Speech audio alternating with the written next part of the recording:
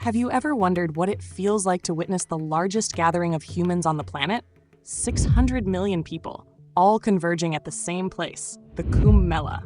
This year is even more special, with cutting-edge technology like underwater drones, AI cameras, and aerial surveillance taking this ancient festival to a whole new level.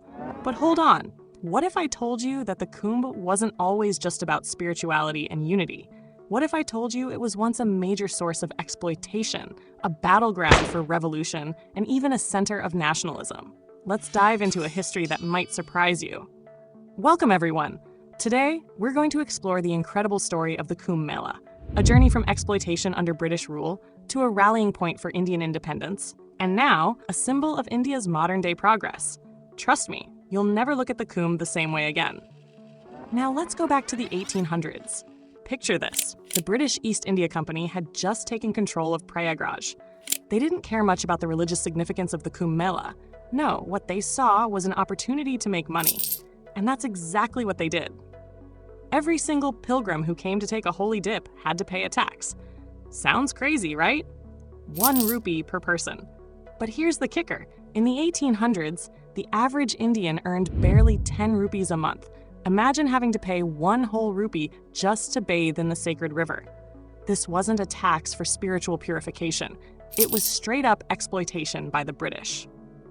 Now, don't just take my word for it. A British woman named Fanny Park, who lived in India for nearly 24 years, documented this in her memoir. And let me tell you, the British were cashing in big time. It wasn't just the pilgrims paying taxes. They taxed businesses too. Let me give you an example. Barbers. Why barbers?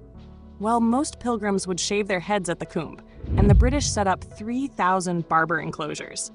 In 1870 alone, they collected 42,000 rupees, and almost a quarter of that came from taxes on barbers.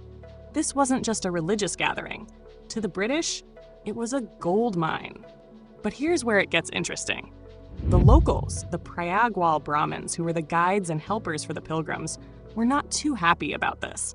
The taxes were cutting into their livelihood, and on top of that, they were dealing with Christian missionaries who were trying to convert Hindus at the Kumbh.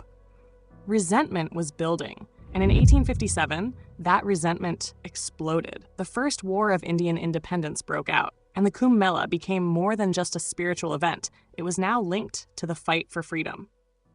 The prayagraj Brahmins played a key role in supporting the revolutionaries. They helped plan battles, and guess who stayed with them? Rani Lakshmi Bai of Jhansi, one of the most iconic leaders of the revolt. The Kumbh Mela, once a place for religious reflection, was now a hub for political activism and revolution. Fast forward to 1918, a year that would change the course of Indian history. Mahatma Gandhi himself attended the Kumbh Mela. He took a dip in the Ganga, a simple act of faith that sent a powerful political message to the British. But the British weren't taking any chances. They had spies tracking Gandhi's every move at the Kumbh. The British realized that the Kumbh had evolved into something far more than just a religious festival. It was now a symbol of resistance and independence. And it doesn't stop there. In 1942, during World War II, the British decided to restrict the pilgrimage to the Kumbh. They claimed it was because they were worried about a Japanese attack. But some historians believe the real reason was the Quit India movement, a mass civil disobedience campaign that was gaining traction at the time. The British didn't want a massive gathering of nationalists at the Kumbh, so they limited access to it. But guess what? The Kumbh had become more than just a religious gathering. It had become a battleground for India's freedom. Now let's talk about the Kumbh Mela in today's world. It's no longer just a spiritual event. It's a fusion of tradition and technology. Kumbh Mela has become a symbol of India's evolution, blending ancient rituals with the modern world. It shows how India honors its rich cultural heritage while embracing progress and innovation. So as you can see, the Kumbh Mela is much more than a gathering of millions. It's a living, breathing reflection of India's journey, from the depths of colonial exploitation to the heights of independence and modern-day progress. It's a celebration of unity, faith, and technology. And trust me, every time I think about it, I'm reminded of how far we've come. If you found this journey through history fascinating, hit that like button, share this with your friends, and subscribe for more stories like this. Let's keep the conversation going and explore more of India's incredible history together.